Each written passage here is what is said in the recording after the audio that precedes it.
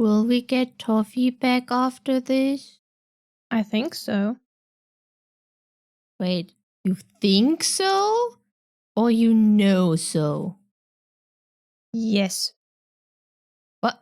That's not how that... Statement of Neitshayd, who claims to be an undead demon. And Cecilia, who claims to have been a witch in her previous life. Regarding the Watcher's Crown and other related matters. Statement given directly by subjects, 26th of August 2023. Alright. Last time, we talked about quite a lot of fears and the very important topic of John and Martin. And lonely eyes. And lonely eyes. So what are we talking about this episode, Neitshayd? Apart from the fears we haven't covered yet. Well, yeah, the dread entities are given. With very important sections for our archivist, Elias. Can I call you Elias? The tapes and the web's big plan. And before that, the voice and sound quality, as well as editing. People that appeared in the Magnus archives that also lived in this world we are currently stuck in. And, most importantly, the Magnus Institute dress code. Very important, that last one. Yes. Let's start with real people in the Magnus archives. First up, Robert Smirke, who was a real British architect of this world we are currently in this, and he was the third of 12 children of the painter Robert Smirke. Which I find interesting because, like, his dad has the same name, but the firstborn son does not have the same name as the dad. Firstborn son is named Richard. Huh. Interesting. Yeah, so this one was, well, as real as people can be. Is anyone real? No one is real. There was also an architect called Henry Roberts, who worked for Robert Smirke and who in turn trained a George Gilbert Scott. All three of these people are mentioned in Magnus episode 050. And George Gilbert Scott was known for his designs of workhouses. Oh, the cramped houses, right? Yes. Then there was a Jeremy Bentham in the Magnus archives. He's mentioned as the one who proposed the original design for Millbank Prison. He was indeed in our world a British philosopher and designed a building structure called the Panopticon. And he based on that Panopticon design a design for Millbank Prison, which is quite, well, it's just like the original Millbank Prison design in Magnus archives was described with the hexagonal shaped watchtower thingies and flower and whatnot.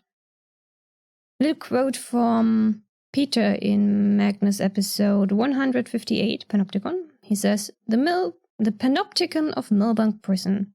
Not quite as Smirke originally conceived it, of course. Jonah Magnus made certain adjustments.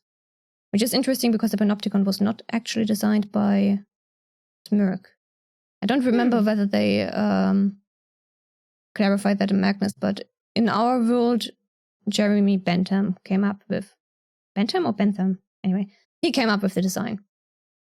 The Panopticon plan was obviously eventually abandoned in our world as well, and then a competition was set up for a new design, with several architects participating. Then quite a few architects worked on the prison, until eventually Robert Smirke was hired and he completed the project. No tunnels as far as I'm aware. But the prison the construction did not go smoothly at all, and the result was rather labyrinth-like, or maze-like, I suppose, with a ventilation system that carried sound a little too well, so prisoners could communicate. The marsh it was built on also gave the prisoners a very harsh time health-wise. Jonah actually mentions the swamp in Magnus episode 160, the eye opens. And the general upkeep of the prison was just too high, so it got shut down eventually. Other people that exist in both worlds, John Flamsteed, the first Astronomer Royal. He is mentioned several times in the Magnus archives, even gives his own statement. And his associate Edmund Halley, who in Magnus later is called Maxwell Rayner, or at least it is suspected that Edmund Halley became Maxwell Rayner. He was also an astronomer in this world, and he was the second Astronomer Royal after John Flamsteed. And now I'm starting to wonder, like, how did Johnny stumble upon the existence of all these people? No clue. I mean, Robert Smirke I get. He was pretty famous. And so was Jeremy Bentham's Panopticon Plan and Melbourne Prison, especially when you live in London, where the prison literally was built. The rest? No idea. Another character, a Jon Snow, a Magnus Archive character, not the Song of Ice and Fire character. He was a British physician involved in the development of anesthesia and medical hygiene. And in Magnus Archives, he apparently left behind a artifact, a syringe. Also, a funny bit about the names in that episode, because the statement giver was called Thomas Neal, and he worked under a Neil Thompson. I mean, Thomas even calls his boss Neil out on it, that he was probably only hired because of the names. Anyway. And then Jürgen Leitner, the librarian, does not exist in our world, but there is an Austrian musician with the name of Jürgen Leitner, who is actually mentioned in Magnus episode 004, Page Turner. When the statement giver is trying to research the library of Jürgen Leitner, she only finds the Austrian musician. In the same episode, the Key of Solomon is mentioned, purchased by G.R. Bookworm 1818, which we later learn is Gertrude's account, and this one was previously owned by MacGregor Mathers and Jürgen Leitner. Samuel Liddell MacGregor Mathers was a British occultist who apparently translated the Key of Solomon into English. This is also our first time meeting Mary and Jared Key, and we hear of Michael Crew. But anyway, so this brings me to some of the Leitners. The one I just mentioned, Key of Solomon, is a Renaissance grimoire, not to be confused with the Lesser Key of Solomon. The Lesser Key of Solomon is, I think, a bit better known, because it contains, among others, the Ars Goetia, in which the 72 demons are named with their respective titles of king, duke, prince, etc. Another Jürgen Leitner book that exists in our world is A Journal of the Plague Year by Daniel Defoe, The Seven Lamps of Architecture by John Ruskin, and then there's, the Bone Turner's Tale doesn't exist in our world, but it is based on the Canterbury Tales, and these do exist by Geoffrey Chaucer. And last but not least, The Tale of a Field Hospital by Sir Frederick Treves, however you pronounce the name. So yeah, quite some people, and a few books, although not all of them. Ex Altiora, for example, I could not find anything about outside of Magnus Archives. Sad. Other topic, the voice acting, soundscaping, and editing. Another one where you don't have to talk a lot, Cecilia. I'm not sorry. I'm just gonna stay quiet and nod along. And smile occasionally. Yes. Or whatever emotion you deem appropriate. I don't know what are emotions. So, voice acting. I don't even know what to say. The voice acting is amazing, of course. We only get to hear the end results and not the in-between, which obviously contributes a lot. And listening back to it, you can hear how much they've improved. Johnny especially, as the main voice actor of the main character, and also the lead writer. But yeah, still, the voice acting is amazing. Obviously, they record several takes to get the best result, as people in the entertainment industry tend to do. And, well, we on this podcast don't do that. We record one episode on the go, just one take, and you as our audience get the uncut one-take version. I mean, I sometimes mute some parts when we talk all over each other and it gets too muddled, but most of the time I don't bother. And then all the usual editing, which is so exhausting sometimes. But yeah, otherwise, content-wise, our podcast has one take and is cut. Yeah, with the exception of technical issues, but that only happened once so far in episode 13. Huh. How fitting. Very fitting. Unlucky 13. Mm-hmm. But yeah, I'll get a bit into the editing in a second. Something I want to mention is when the voice actors, the meta level of like Gertrude Robinson being voiced by Johnny's mom and Jürgen Leitner by his dad and Georgie by his spouse. Which is funny. So Gertrude and Jürgen Leitner are John's parents on a meta level, and John's ex is voiced by Johnny's spouse. Fun. Yeah, very fun. I think actually Johnny mentioned that he also likes the meta of that. Anyway, so Yeah. soundscaping and editing. You really need to listen to this podcast with headphones or high quality speakers. Best do it at night in the dim light of your bedside lamp.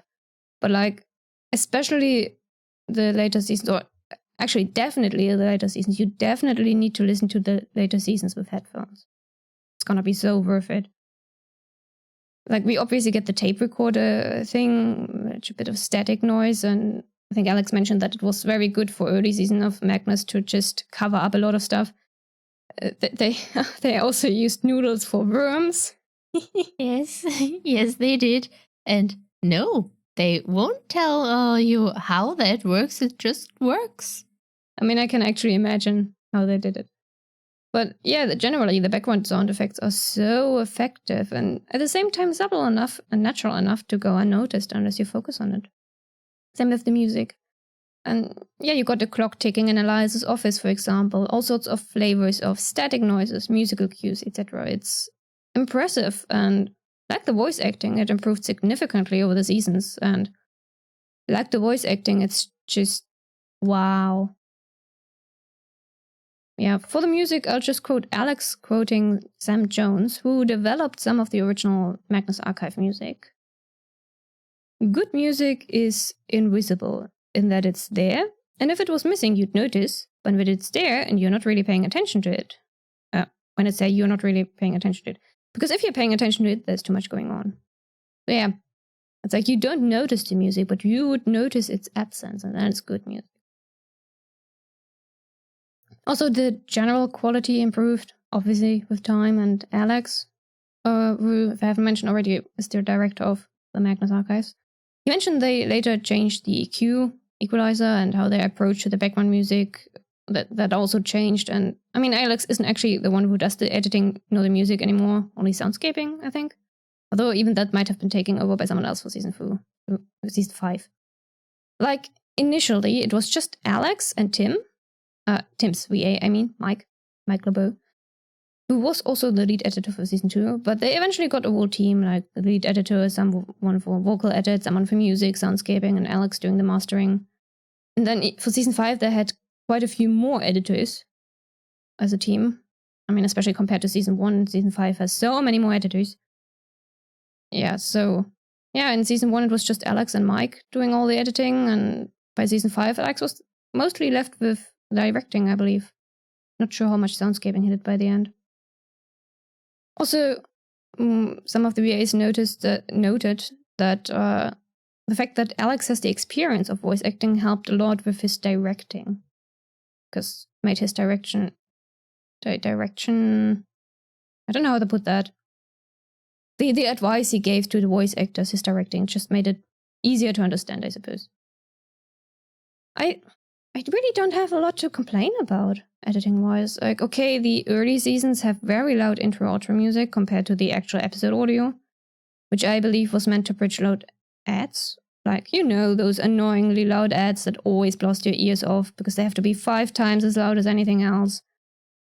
And, well, Jared Hopworth was also voiced by Alex, by the way. So, like, Martin and Jared are related. Anyway, we first hear him in Magnus episode 131, Flash, and he is so darn hard to understand because of all the voice distortions. In this episode especially because we got the Flash avatar distortions and then the distortion tunnel distortions, and yeah, I had to read the transcript for that one. I could just not understand a single word he was saying. Other than that, I really don't have anything to complain about. They won awards for a reason. Indeed. So Alex explains the process of his soundscaping a little bit in the season 4 Q&A, and I just, as the person who does all the editing for this podcast, which includes audio and stuff, it's impressive. I mean, the results in the Magnus Archives are gorgeous for a reason. I can't imagine how much time and effort went into this, considering how complicated soundscaping is. I don't even do any soundscaping for our podcast because I simply don't have the time for that. I just do regular editing, which includes the equalizer, cutting out lip smacking and obnoxious breathing and background noises, where the filters didn't get them, censoring swear words, and so much more. editing is so complicated and time-consuming. It's... Yeah, and then you complained to me about it, but rightfully so. Rightfully so, I think. Okay, yeah, I do. I mean, at least I adjusted the filters on your end to get rid of most of the damn briefing, because it was driving me nuts. You know that I can't help that. Like, unlike you, Neitshayd, humans have to breathe, you know? I do know that, yes, but you do it so much. There was this one time that I will never forget where I had to cut no less than 6 breathing pauses in one sentence. And it's not even at points where most people would use a pause to take a breath. It's just right in the middle where no pause should be. Just why? Sorry, not sorry. And don't get me started on the lip smacking. I mean, at least we're both at fault for that one. And I try to get most of it out, but I frankly don't have the time nor the patience to get rid of all of them. Just... ugh. And the worst part, I hear that stuff everywhere now. The lip smacking and those especially obnoxious breathing noises. Like, I hear them in real life when we talk and when other people talk. I hear them in YouTube videos. And that one Magnus Archive extra where they talk about building the Panopticon, it's horrible. I hate lip smacking. I really do not envy you for that. Nope. Anyway, the soundscaping in the Magnus Archives is bloody awesome, and we'll leave it at that. Yes. And something else, the commentary they did during the mid-season 5 hiatus is... Okay, so Alex makes some comments about the editing, a sort of retrospective on early Magnus Archives where Alex was doing most of the work, editing, music, soundscaping, etc. And the editing and music were done by different people later. Anyway, so some of the things he's talking about are, like, I know what he means in technical terms. Like, I know what the effects he's talking about and why they have to do this and that, but they're not things I can actually hear, you know? And as someone who wants to improve what we're doing, improve the quality of our own podcast, it worries me a bit.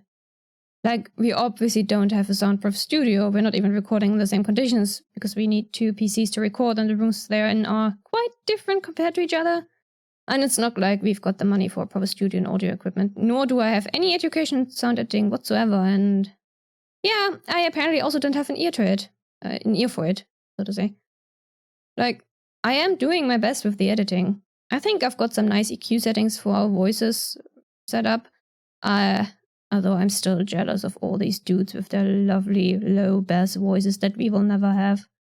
And then the filters I set up to get rid of most of the background interferences and Cecilia's constant breathing. And I am putting in the effort to try to minimize the bloody lip smacking. And yeah, I just can't hear all of those small things that I need to hear. I know I need to be able to hear them if I want to improve them further, but and I hate that. I mean, maybe I could develop a sense for it, but yeah. Poor you. Poor you. Poor me. But you're doing your best, and we can't ask more than that. Yeah, thanks. I mean, we don't have to worry about making our audio sound different for narrative purposes, at least. Like, I don't need to know how a scene that takes place in an office should sound compared to, say, a scene that takes place in a hallway, because we're not doing that kind of narrative podcast. So, small mercies. And yeah, obviously Alex and Co started out small too and worked with what they had equipment-wise. They're actually talking about a mixing task, and I know what that is, but I'd have no clue how to use one. And well, then they improved via both experience and having the funds to afford better equipment and hire more editors. And I'll quote Alex here. He's like, early seasons of Magnus were really just a labor of love. And it's like, okay, Alex, we need to have this sound effect. I don't know how to do that. I guess I'll go on Google and look up Foley or something. So yeah. I mean, Google knows all. Google is all-knowing. Although not really, but yeah. Still, would be nice to be... Like John post-change. Yes. Post-apocalyptic Google. Mm-hmm. Yes, it would be nice to be able to pick up on these acoustical things, like hear it, but I'm unable to. Yeah, would be nice, but we can't have everything, you know? Yeah. I will take solace in the fact that there is actual lip smacking, or mouth licking, or whatever you want to call it, in very early Magnus Archives episodes. And they did perfect the art of impeccable episodes over time with the help of lots of experience and an entire team of editors. So maybe one day we'll get there, maybe never. We will have to wait and see. Moving on to a more light-hearted topic, for me at least. A very, very important topic, if I do say so. The Magnus Institute dress code. From the Season 4 Q&A. It is on page 8 of the Institute policies. And then people read it and then look around and see the most disregarded. It's apparently written unnecessarily arcane without any examples, uses the word appropriate 14 times without reference, and it's only there so Elias can be a bitch about it. Like, he will call you into his office and then at the end he'll be like, and your dress is inappropriate. Alex gave this example of one of the researchers maybe, or I think it's just someone who does not work in artifacts or drawers with someone else, and he was wearing these trousers that were a bit too short, and it was perfectly fine when he wore normal shoes, but when he wore sandals, now then the trousers were too short. Elias did not about the sandals, which gives you a good, yeah. And the archives are like apparently the only ones who aren't reprimanded for their mess of fashion choices. And it's apparently a sore point for the rest of the institute, but I suppose if you can't fire them, there's no point to reprimand them. Yeah. For example, we know that John is wearing that weird Hawaiian shirt from America to work in season 3 or 4.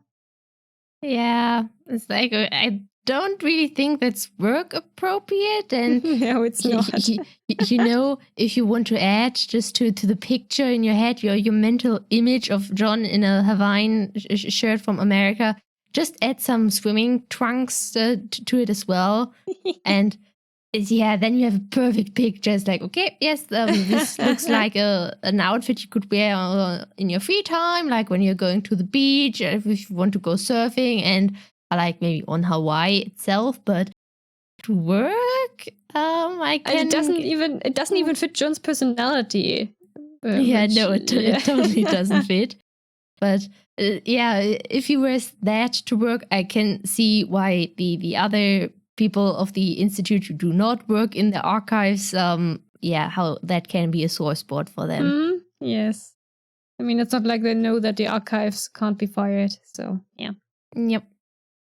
While we're on the note on people's appearances, so while Alex actually looks like Martin a bit, in a way, Johnny looks completely different from the picture I have of John in my head.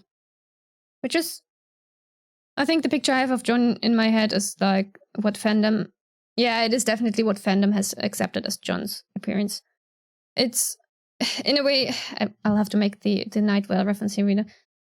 We have the main voice of Nightwell is Cecil, and the fandom of Nightwell has accepted that Cecil has bleach blonde hair and pink eyes and purple tattoos on his arms, despite there never being a single description of him whatsoever, aside from his eclectic fashion choice. Like, Cecil doesn't even look into mirrors. He doesn't even know what he looks like himself, so yeah. So we don't get a description of Cecil, but the fandom has just decided, this is the appearance of Cecil, just unanimously. And it's the same for John these days. Like, darker skin, salt and pepper hair that grows longer each season, all the scars he accumulates, eyes that are sometimes green, glasses, the British scholar type fashion with like a shirt and a jumper or a knitted vest, too many eyes, occasionally. Real eyes, of course, because like glowing, sketchy eyes are cool, whereas real eyes make for proper horror. Also very tired. I think the graying hair and the constantly tired look are canon, at least. And I mean the scars, of course, but the rest is canon. So yeah, that's just... Johnny and Alex mentioned that they really enjoyed the early Magnus Archive art because it was so different. Like, everyone had a very different interpretation, whereas these days everyone just goes with the same. I mean, I'm guilty of that as well. Like, the fan art I drew is roughly the same as every other fan art these days, so whoops. Well, not whoops, but I do like that interpretation. I've also seen art and read fanfiction where John likes wearing skirts, and I like that when it fits the fanwork's characterization. What I mean is, every creator interprets a character a little differently. And I could give you 2 fanfictions about the Magnus Archives that both capture John very nicely, very canon-like. But one you read with the picture of John in trousers in mind, and the other you read with him wearing skirts in mind. And it definitely wouldn't work the other way around. It would be weird and uncomfortable, like an ill-fitting shoe. But both works read as in character for John. I actually can't remember if I encountered one, but there might be fanworks out there where the skirts just don't fit the character. In that case, I would not be on board with the whole thing, but if it fits, I like it. Yeah, if it fits, it fits. Like a cat. If I fits, I sits. Yes. Like Unless you're Toffee. Unless you're Toffee, she can't do that. Yes, our Toffee can't do that. Smirke's 14, part 2.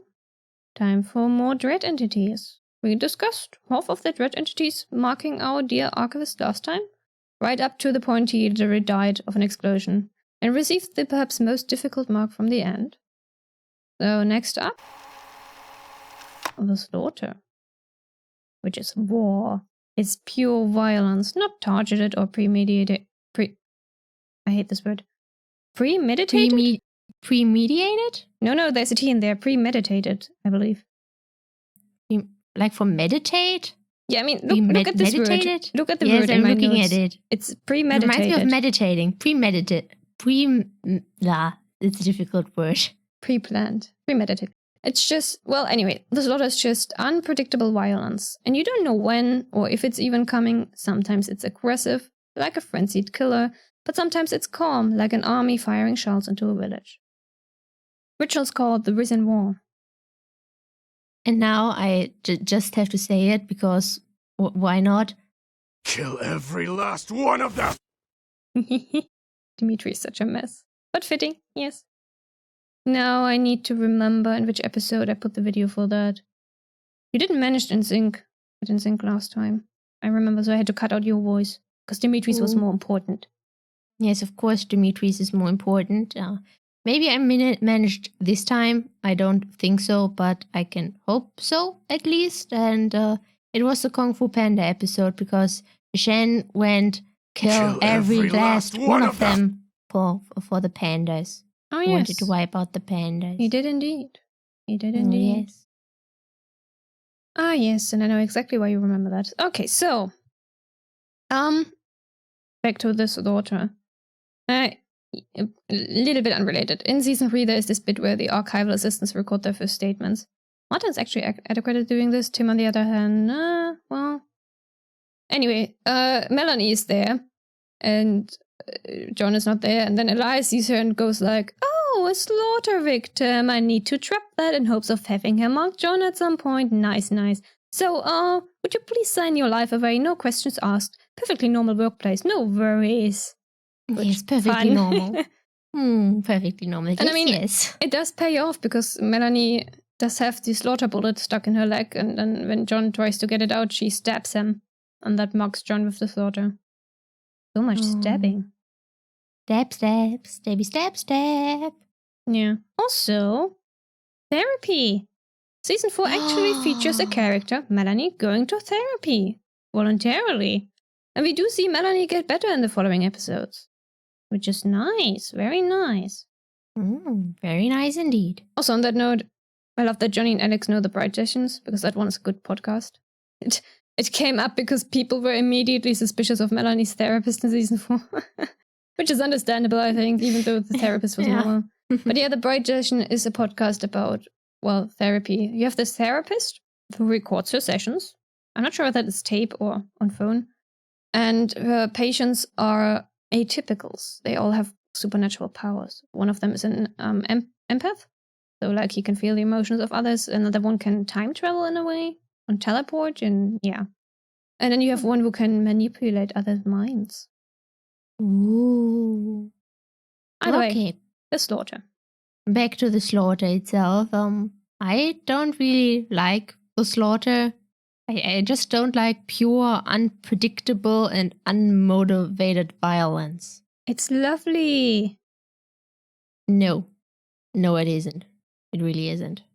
Motivated violence can be nice, enjoyable even, and sometimes unmotivated violence as well, but only sometimes.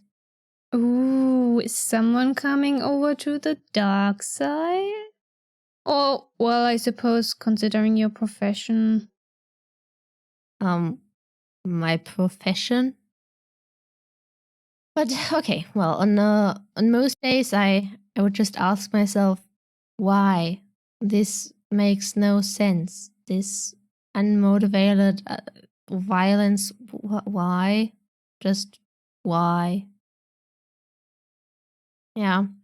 And continue with that. I don't want to see an angry mass of flesh and guns.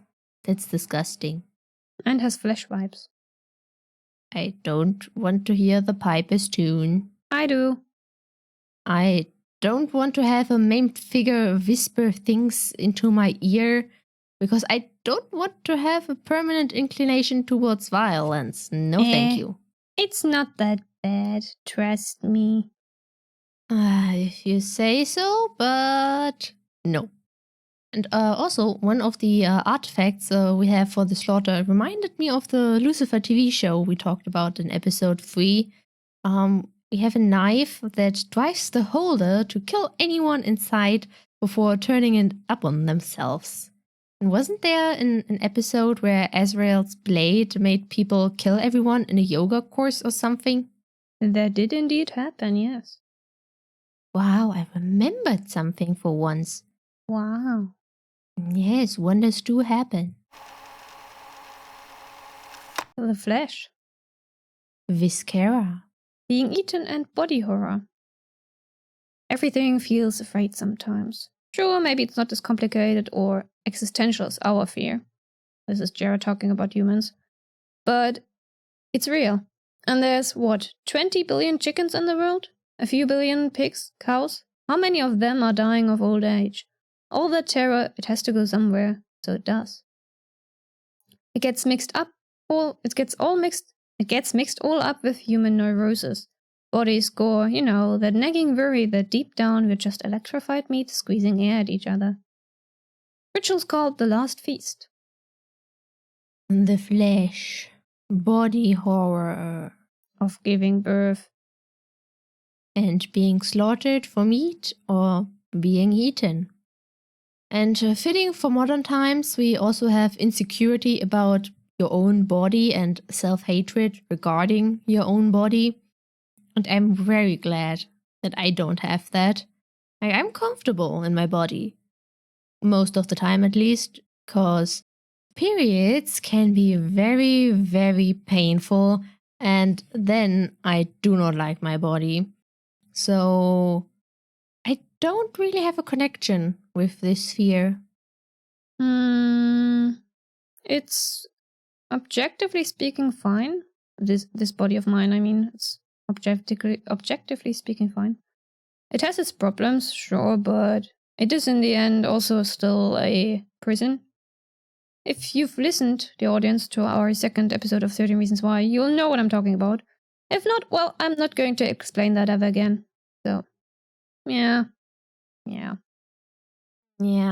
There's also this gym for people not happy with their bodies, for all those bodybuilders who are a bit excessive in their training.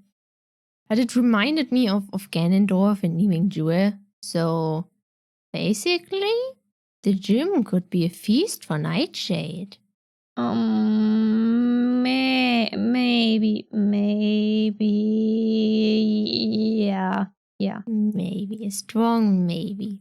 So, the flesh is actually relatively new. Also, so it's not as far-fetched to say the 15th, the extinction might as well be next to home, but not yet. It's 14 for now. Kind of. Yeah, not yet. Maybe soon. We have to wait and see, or not, because it's supernatural beings. The flesh only really developed in the industrialization when farming of animals for meat became a thing, and all these millions of chickens and cows and pigs. Yeah. Yeah, so this mark comes from John giving Jared 2 of his ribs. Also, well, Elias had hoped that Jared would attack the Institute and then mark John, but that did not happen because, yeah. It's like, yeah, this attack was totally not instigated by Elias. Nah, Nah, totally not. No. I found it so funny when Elias, can I call you Elias? When he reveals that he did indeed instigate the attack, and then he got so annoyed that Jared got the timing wrong. But it worked out in the end. John got himself marked all on his own. Yes. The buried. The center. Choke. Too close, I cannot breathe. Forever deep below creation. Claustrophobia. Small spaces, crushing, you can't breathe. You're at the center of everything and it all pushes down on you. If the boss is like using yourself in too much space, buried is being trapped without enough. Deep water when it's crushing, drowning, heavy, sinking. Also associated with money issues, poverty, drowning in debt, etc. And of course, graves and coffins. Ritual is called the Sunken Sky. And this one, as a mark, happens when John willingly enters the coffin. So, gets marked with the buried. Another decision leading to the literal end. Also, who put the tape recorders there? Who could it possibly be, John? I wonder who could it be? Yeah, the buried. Episode 15. I don't like episode 15. I do not. I really don't. Magnus 015, Lost John's Cave. Yeah, the statement has actually the same case number as the one in episode 150, because both were given on the same day. Fitting. 015 and 150. 115 is one I personally really like. It's a lonely statement that I will quote in a bit when we get to the lonely. Did we ever get someone trapped in an elevator? Because that is the common thing we see in most media when it comes to claustrophobia. Elevators are so boring though. Yes, I do agree. Elevators are very, very boring. And yeah, why I am not claustrophobic, I don't have problems with elevators, for example. I think that this entity can really affect me. After listening to episode 15, I had to take a break from listening to the podcast for a few weeks. And I also had trouble sleeping the night when I heard it. Because as I think I mentioned that already, I listened to this podcast before going to sleep. And on that day, that was not a good decision. Nope. But I didn't have any problems with the other episodes. But that one was different. The Dark. Mr. Peach and the Forever Blind. That's an old one and one of the deepest, like the end.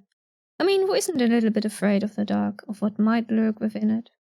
Ritual is called the Extinguished Sun. This one's lovely. Also, when we get to the ritual for that one, because John tries to stop one, did anyone at the time notice that there was no interference with the ritual? That it's failed on its own? And this isn't even the first ritual to fail on its own. I took notice of that, but John sure as hell didn't. Nope. I mean, we later learn why it failed, of course, but at that point. Yeah, so just looking at the dark sun marks John with the dark. The seeing, with capital S, probably made it worse. Though it also saved John's eyes and all life. I wonder what it was like, looking at the dark sun. Yeah. It is not so much the fear of darkness itself, but about what lurks in the dark. All these monsters that could just come out of nowhere and attack you. The dark even has an entire church dedicated to it. Yes, the People's Church of the Divine Host, I believe. Could be. I don't quite remember, to be honest. And I can see that, you know, the dark can be frightening and cold, but it can also offer protection. Like if it's dark for you, then it's also dark for others. It would be more difficult to locate you. You could hide better. If you can't see something, you can pretend it's not even there to begin with, which can be easier on the human mind, even if you are deluding yourself. And the head of the church, Maxwell Rayner, he can transfer himself to another body. Interesting. Well, the hosts then have all these classical white, milky eyes. And do you think you can only transfer to a human body? Well, I suppose human bodies are more convenient, at least. I guess so. Now, there's also the scientists who created the dark sun that you want to stare into. And now that sounds cool. It radiates darkness instead of light. Would be quite useful during periods of heat during the summer. But yeah, well, no. No? I mean, the dark sun doesn't make things cold. It only prevents the heat from rising, I suppose, but it's not cold. Well, if you don't have light but darkness, we don't have infrared rays that make it warm. So if we apply it like in the early morning while it's still cool from the night, then it doesn't even get hot to begin with during the day. I don't think it works like that. That would be too convenient, and the dark sun is not there to give you comfort. Yeah, and John destroyed it anyway, sadly. So, no chance of even trying it out and seeing if it would work. Other characters, so we have a Mr. Sandman, but he doesn't bring dreams in the world of the Magnus archives. He either takes you away in total darkness or permanently blinds you with his dark sand. I think I like the Sandman from the TV show of the same name more than this one. And of course, you can't be missing the shadow figures who only appear in photos and can never be seen with the naked eye. Look at you talking so much. Yes, look at me talking so much. Can't have you doing all the talking after all. The lonely. Forsaken. The one alone. Isolation. Feeling that you're just alone. Maybe there's no one else there at all. Maybe you just can't connect. Which was called the silence. Poor Toffee, darling. Poor Toffee. This fear really got to her. Poor Toffee. Yeah, of her first contact with the lonely is in episode 13, where we meet the Lucas family, who are dedicated to serve the lonely.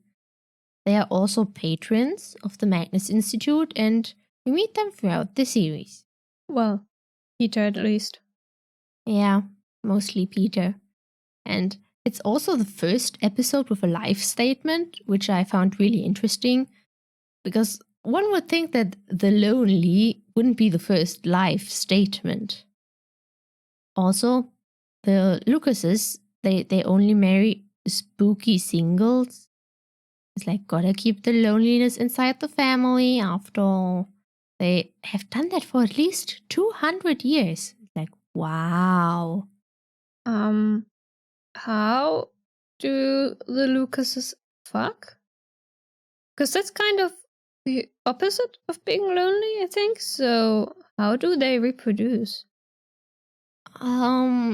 It's very weird, I'd assume. But that's just not something outsiders would know, so we will never know. I suppose. Yeah, one of the avatars, Peter Lucas. Alex's direction for Peter Lucas's VA was actually like Kilgrave from Jessica Jones, as played by Stephen Fry. And I went, that's genius! Kilgrave is such a good villain. Obviously, Devin Tennant is a major factor there. I love him as an actor. And then Stephen Fry. Wow. Like, the combination is just, it's genius. And Cecilia, you might remember Stephen Fry as Gilbert from The Sandman. He also voiced the Cheshire Cat in Tim Burton's 2 Alice films. I have never watched those films. But Cheshire Cat. Anyway, also if Peter Lucas's VA talks about the glorious fanon about Peter and Lucas, Peter, that's not what I meant to say.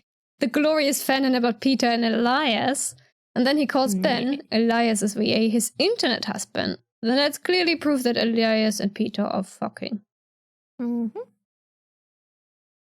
I actually can't decide whether Peter Lucas is better than Elias or not. They're both weird, they're both assholes, and I both love them for it. And then Martin is mostly confused, but Peter seems to genuinely, want to advise on how to be a better boss than Elias in early season 4. And then he has Martin effectively run the institute in his stead, so... Yeah. So basically Peter's all about, there's something powerfully aligned to the Watcher that he wishes to use, and I'm like, Martin, alarm bells, red flags, sirens, Martin! Mm-hmm. Mm-hmm. And then when we go for, like, when it's time to go down to the tunnels, and Peter's like, yeah, so there's a device at the center of the tunnels. And I'm like, Peter, don't let Elias hear that. He will want another divorce if he hears you say that. Mm. Also, it was only at that point in season 4 that I realized, hey, Martin actually grew a spine. A backbone, whatever. No more stammering, incompetent-looking shy little Martin. Yeah, anyway, so Peter and Elias are totally fucking. You can't convince me otherwise. Occasionally, because Peter's patron is the lonely, so he can't commit himself to a relationship of any nature and all that. They're divorced husbands. Married multiple times, divorced multiple times. Also, a little quote that I just had to put in here in Magnus episode 158, Panopticon. Martin goes, "That's a Leitner." And Peter's like, "It is." And Martin's like, "And the blood on it?" And Peter goes, "That's Leitner too." That was funny. I loved that scene. That's Leitner. The blood? That's Leitner too. Yes. That's yes. Leitner too. Yes. Yes. It's both Leitner. Also, when Leitner first used the 7 lamps of architecture, he told John, "I said reading. Doesn't need to be spoken aloud." And Peter does the same thing. It's like Martin's like, "Nothing's happening." And Peter's like, "Shh, shh, I'm reading." Which, yeah, continuation and all that. I like that because usually it's like you have to read the book and people just read it out loud, and I'm like, reading does not mean spoken aloud. Yes, reading is most of the time silent. So I appreciate that a little bit. Also, that attack at the end of season 4 was perfectly timed, right, Elias? Can I call you Elias? We got the hunters, not Sasha. Elias is who knows where. Let's go, John! Time to save Martin. Get the final mark, Just according to Keikaku. With that out of the way, let me finally get to this lonely statement that I've mentioned. Well, at least once in this episode, and probably also last episode. So, Magnus episode 150, Cul de Sac, is this lovely paragraph that I will just read out loud. Life is hard. I don't want to bum you out or anything, but yeah. You're all alone trying to connect with people, trying to find your place in the world. But in the end, the only person you really know is yourself. And even then, not all that well. There's plenty of things I've done I couldn't explain to you. I mean, I'm constantly looking back at my past self and thinking, what an idiot. How the hell could he have done such an obviously stupid thing? How was I surprised it went so badly? What a relief, I'm now so much older and wiser. Except that last part never really turns out to be true, does it? The line of when you were your dumb younger self seems to keep moving forward with you, until each more mature and reasonable version of you eventually falls full of it and becomes a young idiot. And when you add in another person, you reach a whole other level. You can love them, marry them, dedicate your life to them. That's not the same as actually understanding them. I love this statement. It's beautiful. Yes. Yes, it is. Okay, let's go a bit more into season 5. There's I think it might be the first lonely domain we meet. Which, for all that Magnus episode 170, Recollection, is a domain of the lonely. There's an awful lot of stranger mixed in there. I mean, the lonely does have deep connections to other entities, simply because many entities prefer their victims to be isolated. The buried, the stranger, the web, the spiral, also the vast, mutually beneficial. If you're lonely, the space feels vast, and it's easier to feel lonely in a vast space. It also worked with the cults from the Vast and the Dark Sun for the Daedalus space mission. Mm-hmm. Back to episode 170. This episode is actually really painful if you like Martin. Possess a modicum of empathy, which I don't, so not painful for me, but I can understand in theory that it should be painful for most others. His loneliness, the stories he tells about the way others treat him and his mother and all that. For context, in this episode, Martin is in a house, all alone, with very uncomfortable chairs and a tape recorder, and he keeps forgetting himself. He's like, oh, hello there, with a tape recorder. Then he tells a little painful story, and then he forgets again, and he's like, oh, hello there, and all that. And like, yeah, these chairs are so uncomfortable. And he talks about his mother, who didn't love him, and about how people treat him and all that, and it's, yeah. Poor Martin. Also in this episode, we have Martin is John's anchor, and John is Martin's anchor. Aww, that's cute. Yes. Obviously, Martin also has his domain, which first is mentioned in Magnus 167, Curiosity, where I was like, well, I would be curious about my domain if I were Martin. I mean, it's even in the episode title, but sure, keep up the suspense. Let us discover it later. Later meaning episode 186, Quiet, so almost 20 episodes later. In this one we have two Martins, and it's easier to differentiate between them with headphones. There are subtle but noticeable differences. And, well, I mean, one Martin is more monotone, stoic, and the other more emotional. And that's pretty obvious, but still easier with headphones. Also, there's rain in the background, and it's really nice to listen to. The rumbling thunder later on as well. Just headphones. Martin also, other Martin offers Martin tea, and it's oolong, and Martin's like, ooh, oolong. And I'm like, yep, I don't like oolong either. I prefer black tea, or green tea if it's not of the too bitter kind. Yeah, I don't like bitter teas either. They're like, nope, no thank you. I can do without. I think I like most kinds of tea as long as they're not bitter. Or lemon. Yuzu? Not really. Orange is fine, I guess. Oh, but fresh apple tea with cinnamon. The hot water probably destroys some vitamins and stuff, so eating the apple fresh would likely have more benefits, but fresh apple tea is still worth it. Still, yuzu tea is the best, the very best. That's why I'm drinking a cup every episode, but most other teas are good too. If you say so. Yes, I do say so. The Eye. I will quote the pre-launch trailer, shall I? Mm-hmm. It will get to you too. You can stare all you want, make your notes and your inquiries, but all your beholding will come to nothing. When the time arrives and all is darkness and butchery, you'll wish you had stopped listening and run. Beholding. The Keyless Watcher. It still sees this Watcher. How many times do I have to correct you on that? It's only the second time. It knows you. Yes. Well, how many times did Gojon seize this Watcher? Turn your gaze upon this wretched thing.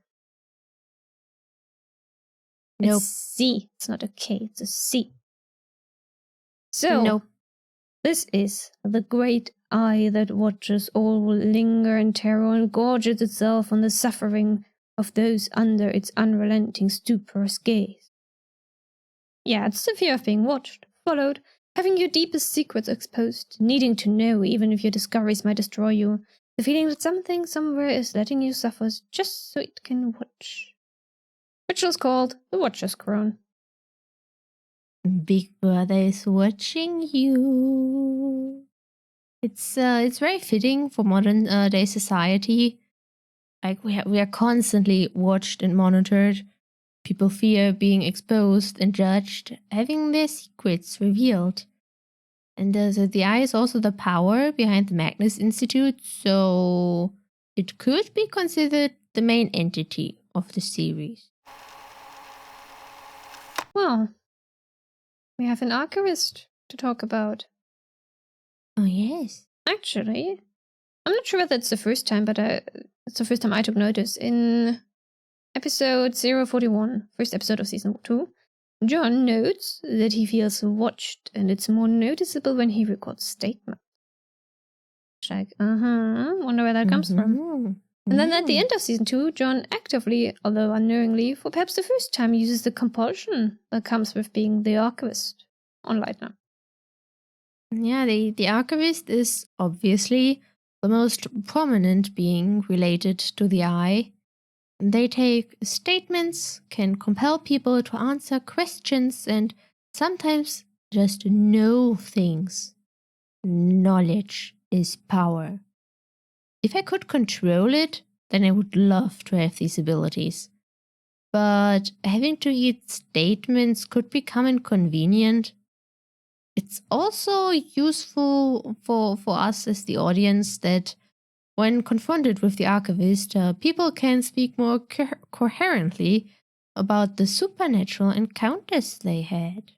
Yes, and an absent archivist means statements are super wonky. Happened in episode 100.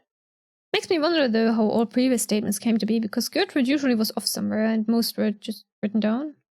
Maybe that's why? They were written down and not recorded directly by their subject? Or just the archivist's general presence is sufficient? I mean, it's mentioned a few times that the archivist is missing in episode 100 and they're not expecting coherency.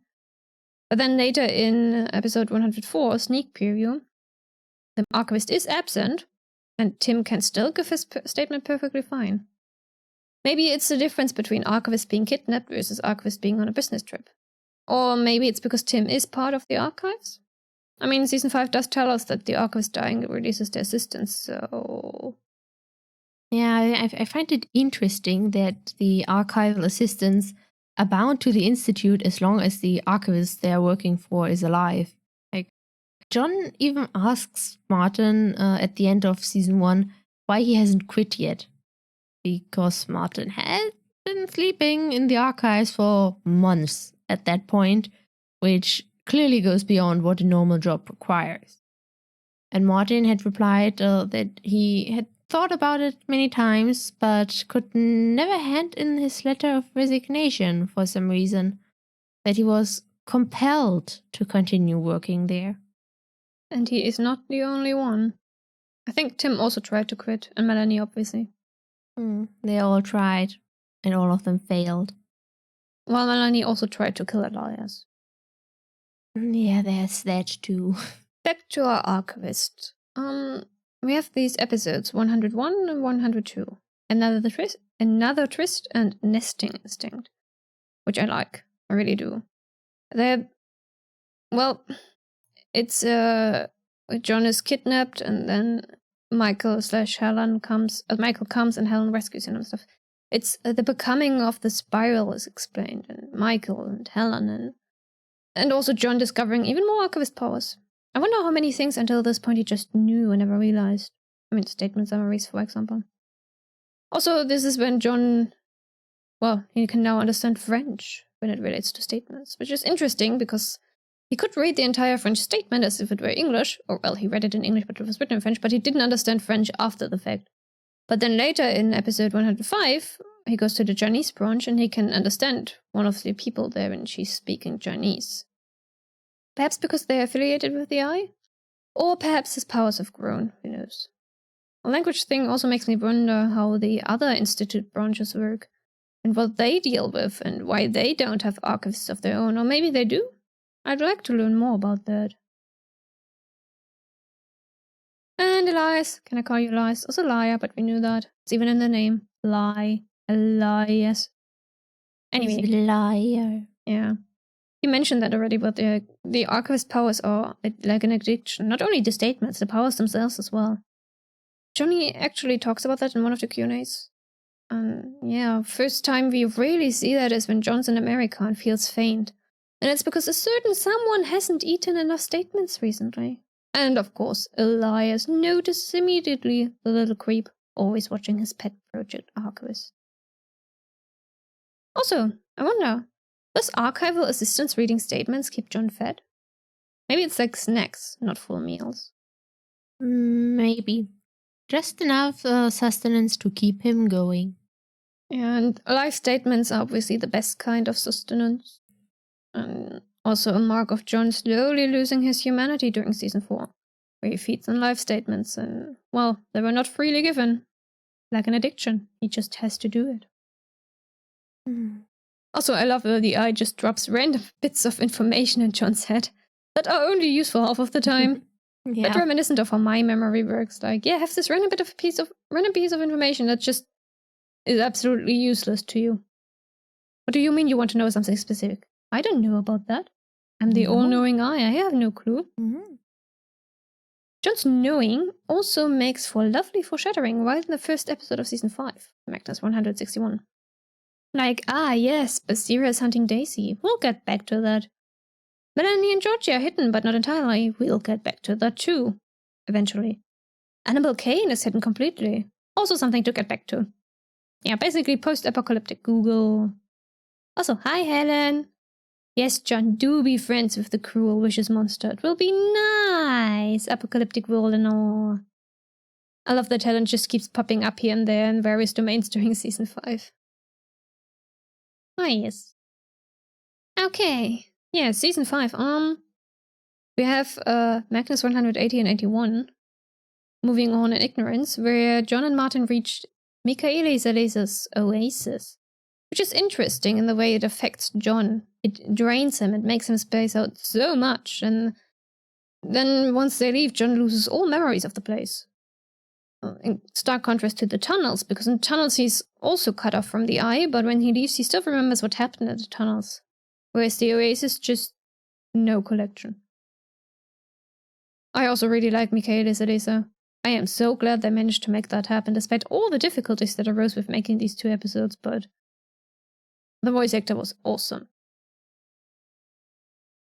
Also, about the morality and becoming an avatar stuff, let's go a bit back to season 4 in this case. Episodes 152 and 53. A Gravedigger's Envy and Love Bombing, which is a really weird title, but whatever. You got a lovely conversation with Helen here. I like Helen, and then another with Daisy. These are just 2 conversations about avatars and the self of a person.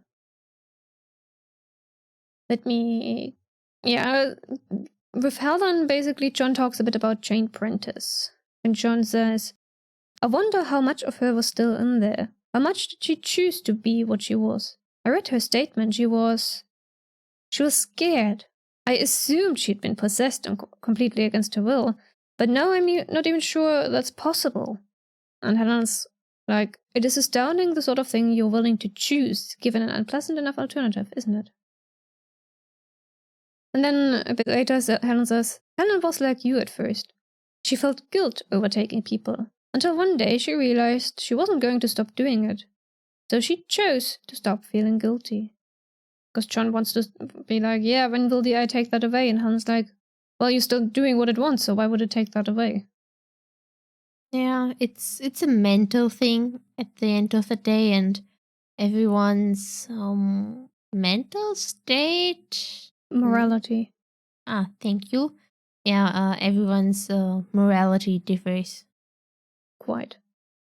You and I are perfect examples of this. Yes.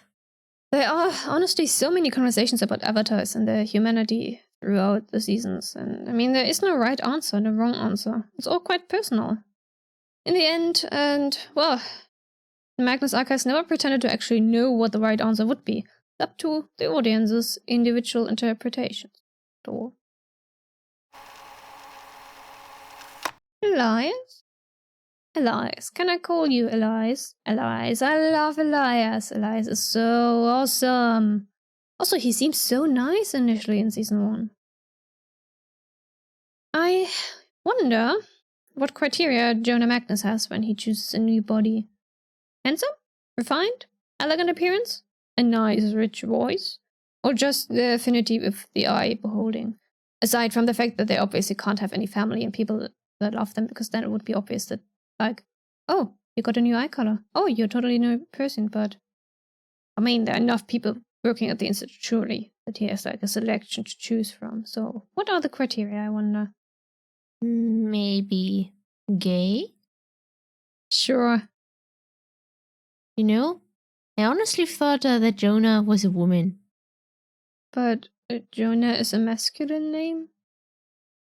Well, it ends with an A, so my brain just automatically associated that with female. No. I mean, depends heavily on the culture, I'd say. There are a lot of cultures that have names, masculine names that end in A. Would have been fun, though. I mean, doesn't work in the historical context for Jonah's role in society, but fun. Like, Fun. when Jonah takes over the body of a handsome man just because. The idea of her having the suave, charming, evil gentleman down to a T. Fun. Fun. There were actually quite a few hints about his true identity early on. I mean, season 3 had quite a few nice ones.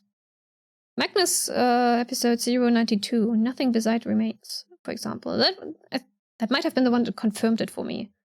I'm not sure, though. Yeah, because this one, Elias at the beginning calls the police because it's the foresight to alarm them, so he can later force Daisy and Basira into a corner.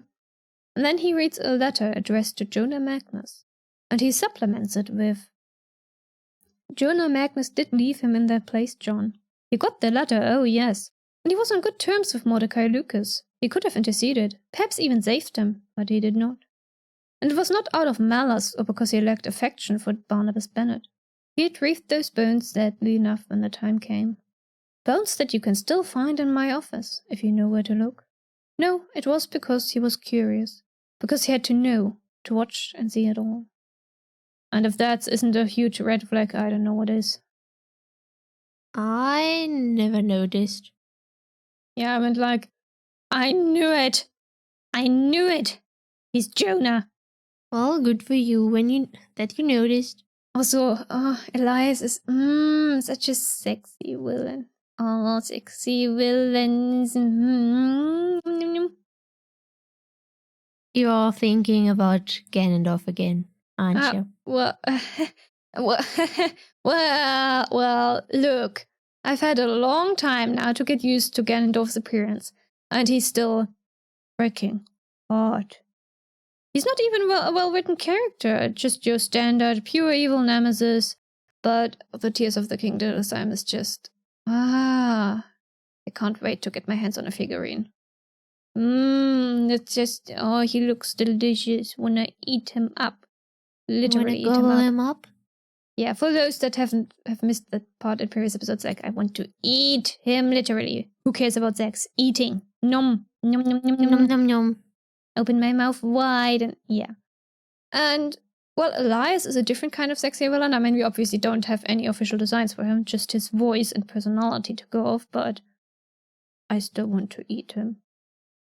I wonder which one that would be from the threat entities the eating. Flash? Also wonder how crunchy would Elias be? I want some nice crunch. Anyway, so, John darling, did you know, Elias kind of sounds of extended brutal pipe murdered Jürgen Leitner, and he shot Gertrude Robinson 3 times. Like, John, this man killed your parents. Do something. John, you need to do something. Do something. When it's revealed that Elias did that, and I was like, yes, boss is evil. This is so cool. Elias is, yeah. Yeah, also Magnus episode 082, so very early in season 2, is one of those early instances of Elias being charming and all murdery. It's the episode where Daisy goes around interrogating people about John's whereabouts. Also, yes, Daisy, everyone in this institute is all about making statements. And then Elias just casually admits to like, yeah, I know where John is. No, I'm not gonna tell you. And then he just proceeds to threaten Daisy. Perfectly ordinary day. Mm-hmm. He goes, Perfectly statement ordinary. never given, and casually talks about murder, and then cheerfully asks Daisy to leave. Lovely. He also does not force her to leave John alone, because he obviously hopes that she will have his archivist marked by the hand, which does happen. And yeah, sorry Daisy, you won't be the one to kill this man, but don't worry, he will get killed. And then also with Melanie and Martin in season 3, where Elias being a bit just usual. I love him. He's just such an asshole. He goes like, here, have this very painful information about your father's death. Please stop inconveniencing me by trying to kill me. Thank you very much. Have a lovely day. Or with Martin's like, yeah, stop trying to burn statements. Here, I will tell you about your mother not loving you. Have a nice day. It's like, yep. Also love this bit in Magnus episode 158, Panopticon. Martin is like, he sees Jonah's body and he's like, where are his eyes? And then his ominous voice comes from behind him. Exactly where they've always been, Martin. Mwahahaha. Elias making his entrance. And can't forget to mention one episode, the episode 160, The Eye Opens, obviously, because obviously, duh. We have Martin and John being domestic in Scotland. No, wait, no, Martin, don't leave, don't. Ah, darn it. Rule 1 in a horror setting. Don't leave off on your own. Ah, well. Anyway, I love how I can hear Elias's voice in John's reading. Really great voice acting on Johnny's part. So apparently Elias's VA, Ben, just took on John's archivist voice and made it more smug. So Johnny for this one just used John's archivist voice and made it more smug. Actually not as complicated, is it? But we can put it into complicated words, which I'm gonna quote Alex here. This is Johnny reading the character John, channeling Ben Meredith, playing Elias, bearing in mind that Ben Meredith's Elias is Ben Meredith's impression of Johnny. You know, that very much reminds me of the Bellatrix's actress playing Hermione in the 7th or the 8th film of Harry Potter. Helena Bonham Carter. Thank you. It's Helena pretending to be Emma Watson, pretending to be Hermione, pretending to be Bellatrix. Yep. Although in case of John and Elias, it was not as complicated actually. Yeah. Just make it more smug. Also, a little tidbit from this villain monologue. Where Elias / Jonah goes, she told me the desolation had killed her cat, and I'm like, I love Gertrude. Perfectly valid reason to go after avatars. Cat. Yes. Cat was murdered. Need to go after them. Also, Elias. Can I call you Elias? Of course, death is the greatest of them all. And yes, Elias. Can I call you Elias? The fears blend into each other. Have you never heard Jared Key's analogy of color wheel? Smirke's categories are just too strictly divided. And then Elias / Jonah gives us such a lovely summary of John's marks. And take notice, each time John got marked by an entity, he mostly willingly made the choices that led to it. Huh. Interesting that we get the villain monologue not at the end of the entire show, but at the end of the second to last season. Then again, technically Annabelle also gets a villain monologue in the final season. So. The web. The spider. The great spider. Mother of puppets. The mother. The spinner of schemes. The hidden machination. Spider is in control. Your will not being your own, being manipulated or puppeted. The worry you're caught in a trap you can't see. This one never attempted a ritual. Because why would it? The world is already ideal for the web, so it does not have a ritual. It doesn't need one. There is so much potential for manipulation already. Why change that? We actually have a few cobwebs around here. One is right behind me. You can't see it because of the table, but I'll put the picture on the screen. So, yeah, we learn early on that John is not fond of spiders. In the first episode of Season 3, Magnus 081 confirms that John was marked by the web already during his childhood. It's his first mark. Also, while we're on John's Mr. Spider statement, He mentioned that he was a child in the 90s. And this statement was recorded in 2017. So John at this point isn't actually that much older than you, Cecilia. Yeah, it might even be less than a decade. But It is less than a decade, I checked, yes. Okay. But even half a decade can mean a lot to those with a human lifespan. Though the age difference loses the bit of importance with age. So, let me see. One measly year of nothing can make a huge difference at what? Let's say 8 years old. Right.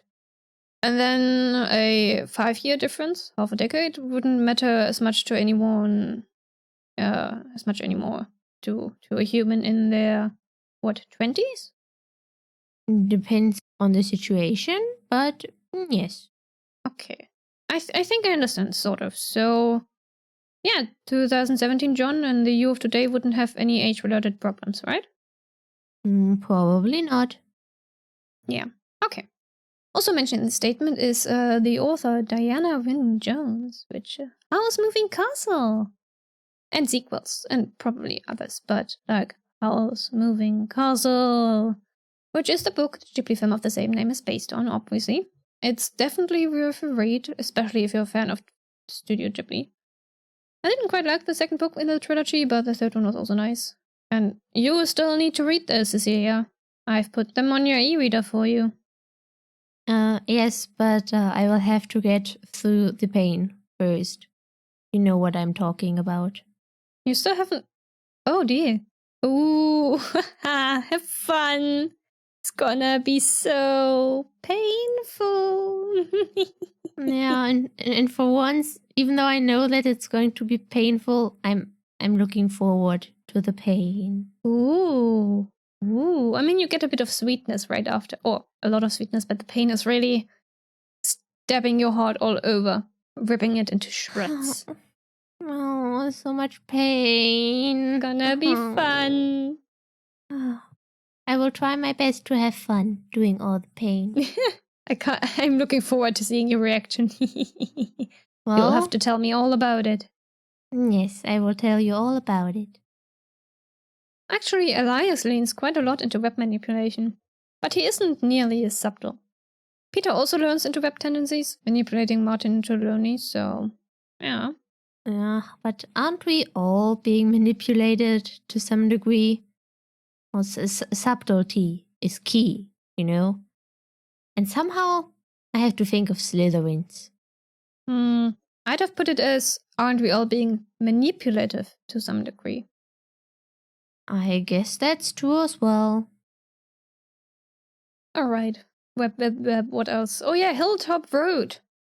It comes up so often, it shouldn't be a surprise that the place is of special importance, even during the apocalypse. Yeah, Hilltop Road is a stronghold of the web. The house was unknowingly built on top of a crack, which eventually widened into a gap in reality. And if we build a house in the future, we will have to be careful not to build it on a crack. But, crack? No. But, crack? No.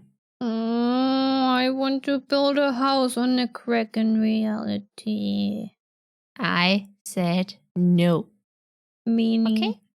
You're so Okay. mean. No. I said no. We done now? Well, okay. So, other web-related business, the Weblighter is delivered towards the end of Season 1 in Magnus episode 036. Funny how Daisy takes note of the lighter in Season 3, which, exactly 100 episodes later, 136. But John doesn't even react. Which is on purpose on the web's part, because the web wants John to forget all about the lighter. It's like, Daisy's like, interesting lighter, part of the web, and John's like, and moves on with the topic. But yeah, I mean, this becomes especially important in the last episode. Because John forgot all about the lighter he gave to Georgie, and yeah, this is their means of blowing shit up. Whoops. Whoopsie. The transcript of episode 136 also says about John, he grapples with the concept of friendship, which is funny if you ask me. John. Poor John. Funny if you ask me, said if you ask Cecilia. Yeah. And Annabel Kane's first appearance is in Magnus 069, Thought for the Day. And this is one of those that basically scream, this is an important character. What it all boils down with the web is free will, in the end. So we're going to Magnus episode 147, Weaver. I will quote Annabel. She says, scans show decisions are made by your brain long before your conscious mind even has a chance to register them. And I'm like, yep, checks out. And then your body executes the decision before your mind even made it. Happens more often than not in my case. Also, I mean, it's very hard to keep track of things with a mind like mine, so yeah. Yeah, I can imagine. Sometimes my mind makes a decision before I'm like, wait, how did you get to that? And mine is like, don't you know? And I'm like, no, you didn't tell me. Just my thoughts being like all over the place. Yeah. They just sometimes skip parts, leaving me confused. I'm leaving myself confused. Can you imagine? Anyway, I love this episode. The statement, it's wonderful. Like, yes, John, where do the summaries come from? I wonder, John, what the compulsion will mean going forward. Did you notice, John, that Annabel said she's been keeping you safe and on track? I wonder what that means. Annabel is an exemplary case of an avatar just fitting with their patron even before they ever encountered that fear entity. John's the same. Most, if not all, of the avatars we meet are the same, actually. And I mean, fitting in this case can mean either they do not fear their dread entity at all, or that their patron is their greatest fear. Which is very interesting, but yeah, both works. You know what I also find interesting and want to talk about now? Tapes. We only ever hear the statements that get recorded on tape, don't we? Mm-hmm. Like, I would have loved to hear a few digital recordings as well, just to see what things people come up with. It's like, after all the tape recordings actually happened. There is a reason they don't work on digital. So I want to know what the human imagination came up with. I mean, out of the many, many statements that are in the archives of the Magnus Institute, we only hear the very few real ones that end up on tape. So only a small fraction. Yeah. I mean, some of the digital ones could technically also be real, they're just not supernatural. Yeah, I suppose. So John in episode 1 goes, I plan to digitize these files as much as possible and record audio versions, though some will have to be on tape recorder, as my attempts to get them on my laptop have met with significant audio distortions. And in the pre-launch trailer, he's like, these cassettes, archaic as they may be, are still better than nothing. So I'm assuming it's for accessibility, but still, tapes are hardly digital. I mean, obviously, that's the reason they work in the first place. So I don't know how much use these audio recordings on tape would be, because I'm assuming that they're just implementing a software for the archive, where they make record of all the statements they have in written form, where they are stored, and then the audio file attached to it. But in case of the tapes, it would be like, yeah, that's tape recording. Then you'd have to go out of your way to find the tape, and then a tape recorder, or whatever the thing is called, where you can play the tape on. So, yeah. A cassette player? Yeah, that. Well, yeah, also the tape recorders truly know when to get the juicy bits. For example, that the Calliope organ recorded on one of the tapes in season 1, right, with the real Sasha. And then this organ is mentioned in statements, and in season 3, we get on tape the Melanie noticing that it's missing, just as John is being preparing for the unknowing. So yeah, the tape recorders are like, yeah, let me get all the juicy bits, connecting all the threads, connecting the threads and all, a bit like a web. Yeah, everyone just assumes the tapes belong to the archive, to the eye. in-universe and outside. Nicola Osanov in episode 101, Another Twist, thinks that Elias is listening. Martin thinks that John is listening, but they don't really, not quite. Of course, they can get a tape and listen to the tape, but they don't know what happens when someone records something on tape immediately. It's like there's no connection there. Also very convenient that the tape recorders start appearing and recording automatically during season 4. Especially when then in season 5 we have, well, Martin is the one with the backpack. And actually that means that the tape recorder stuck to John in some way or another. Huh. Yeah, even during season 5, people are still assuming the tape recorders are purely eye. Although, I suppose that's fair considering the situation. Yeah, one would think the appearing tape recorders are the work of the eye, but no, it's the web. Annabelle Kane uses them to spy on the Magnus Institute. Yes, on her little Archivist toy. Yes. The big plan, which we're gonna go episode by episode this time. We're starting with episodes 194 to 198. Martin gets voluntarily kidnapped by Annabelle Kane. And John's like, where could he be? Where could he be? Oh no. And I'm like, John. Web domain. Web domain.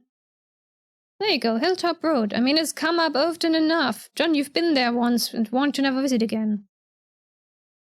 Oh yeah, we got a hole, an abyss. I wonder what that means. Mr. Spider once more.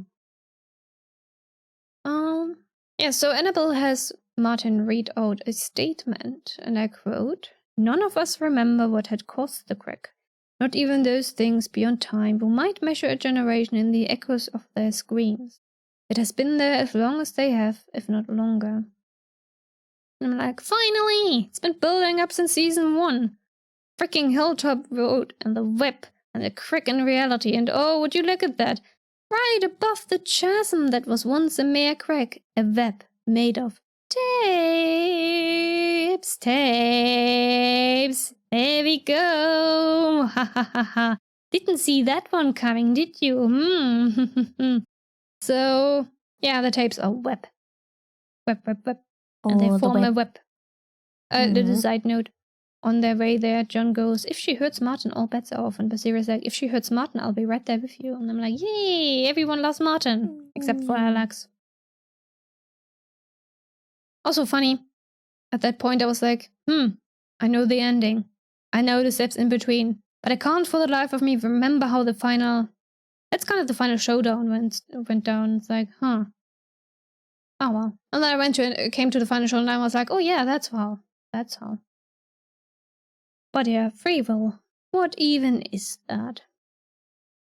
Yeah, it's. I find it very fitting that the web is the only fully self-aware entity. Also, very much in character for the web to purposefully spread into new dimensions and realities. Yeah. Terminus, at the end, knows that in such a world they will ultimately consume themselves. And it desires that finality. And I'm like, yeah. Yes, Oliver told us as much in his domain, so Annabelle is completely right. And the web understands it as well, that eventually a successful ritual would doom them all, leave them trapped and starving in a used-up world with no one to feed on. And I'm like, yep, there you go. There and you then go. Then Annabelle reveals how she manipulated John from the beginning, and I'm like, oh, this is gold, John. You were part of the web's plan right from the very beginning. And the tapes, of course, and the lighter, and this is gorgeous. This is just, oh, yes. Also, out of universe. I love this from a storytelling standpoint. This is good writing. This is gorgeous. This very specific twist is also so very fitting for, and also only works with, an audio-only podcast that relies on the tape recordings and has relied on them from the very first episode. It just I mean, of course, there were some writing choices Johnny had to make throughout the entire series to get certain things across in audio format without being too obvious about it. And those were also pulled off well. Like, you can't just go, I'm holding a pipe that will later be used to brutally murder you in my hand. You have to be more subtle about it. But this very specific narrative twist is just truly magnificent. Also, we got technically 2 villain monologues, like Jonah, Annabelle. But whereas Jonah's was a true and proper and direct villain monologue befitting for the eye, Annabelle's was so much more ingenious, a dialogue, subtle manipulations, befitting the web. And very nicely done writing on Johnny's part. I mean, everything is so well written. Have you read those statements? Or listened to, I suppose. They all have such unique voices. Some are outright poetic, but in the creepy horror way of whatever dread power they're about. Like Magnus episode 198, Precipice, is really poetic, but creepy poetic. It's awesome. I love me some good writing. Okay, episode 199. Seeing it through. The moral dilemma that needs to be addressed. Right. Okay. Option number 1. Chuck the dread entities into other dimensions, possibly dooming those worlds or giving them a chance to find a way to end the dread powers once and for all. Option 2.A. Make John some sort of god and have him lessen the suffering, waiting until the dread entities essentially starve. Option 2.B. Make John some sort of god and have him accelerate the dying, having the dread entities essentially starve faster. Option 3. Leave the world as is and slowly wait for the dread entities to essentially starve. So, choices have to be made. As an avatar, or one of the monsters, I'd probably have the things be like option number 1? No, option 3. Option 3. Just leave things be. As myself, just an undead demon outside of things, well, either I wouldn't care either way, or if I knew John, and I know I would like John if I knew him, then definitely not options 2.A and 2.B. If Annabelle is to be believed, then option 1 wouldn't harm John that much, and, well, that's the information we're going off on, so anything but options 2. But I can't say I care overly much in the end. So, Cecilia, which one would you have chosen? I don't know if I would have been able to choose one at all, because all of these options... Well, they are essentially all... it is a moral dilemma, that's the point. But you must choose, so... I mean, I don't want to doom other dimensions, but I don't want to leave our world in a literal apocalypse. End it quickly and without pain, but even option 2.B contains a lot of suffering, even if it is a bit quicker. So I will go with option 1. Like everyone else. Except for John. Which leads us to episode 200. Last words. Who's even surprised at this point that John would go off on his own? Anyway, one final statement. Does this count as a villain monologue? One for the dread entities? And oh, the voice acting in this one. Like, the agony in Martin's voice. Oh, it's delicious. Oh, those two are so sweet. This was so painful. When Martin goes, John, what did you do? And you can hear his heart breaking. Yes. I love it. I love it. Oh, okay. And these are our final words, so last words on this week's episode. I guess this episode is now over. Oh, look, I was right. Oh, Toffee, darling, you're back. Yeah. Well, I guess, Cecilia, you're correct. Means we're done. Statement ends. Statement ends. And until our next episode, you can find us on Twitter at Tea and Toffies, and we are also on Spotify for those YouTube watchers. And we're obviously on YouTube at Tea and Toffies. Yeah, that too. And if you enjoyed this episode, leave us a comment. What did you think of the Magnus Archive? Did you see the big twist coming? Did you enjoy it as much as we did? How traumatized did it leave you? And also, could you follow my speed? Yeah, that too. I could follow it. Don't worry. At least I can. I hope our audience could as well. And yeah, and then after you've done that, left a comment, like, subscribe, hit the notification bell. And we will see you all next week for... Oh no, another Harry Potter one. Oh well. Bye. Bye.